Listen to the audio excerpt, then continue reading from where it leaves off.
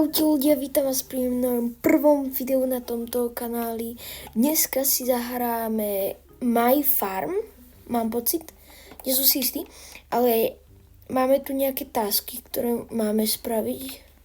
A tu je takýto zrýchlovač. A že si máme kúpiť CD, tak si môžeme kúpiť CD. Tu máme CD.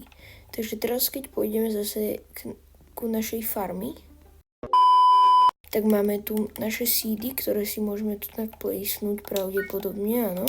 Cash. Hej, máme, že pšenicu. Takže teraz si toto a na to klikneme, tak to dostaneme, aha. A teraz, keď to asi, aha, tu máme tohto kupcu, takže tomu predáme, akože dobrý deň. Predám, tu máš, dám mi peniaze, dobre, máme peniaze. A tu mi to zase rastie, to je crazy. To môžem len touto motikou, hej. A teraz zase prídem a to zase rastie, to je super. Takže keď pôjdem tu, sell all, hej, dám. Môžem si kúpiť ďalší CD, takže máme 32 coinov. Takže kupujeme si dva ďalšie, čo je celkom good. Čakaj, toto nie je moje, ja som si pominul.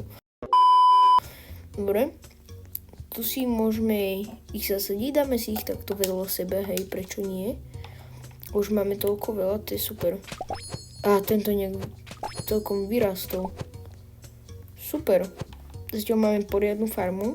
5 minutes later. No, naspäť. Takže mám 450 coinov. A práve som zistil, že sa mi otvoril nejaký farm task. Není šanca, čakaj. Čo? 50? Joj, to sme dostali len 2. A rád by som vedel, na akej úrovni ste vy, lebo ja mám okrem nejakých mrkví a nejakej pšenice asi nič, ešte motiku a som taký bezdomovec, tak mi napíšte dole do komentárov. A uvidím vás asi pri novom videu. Čaute.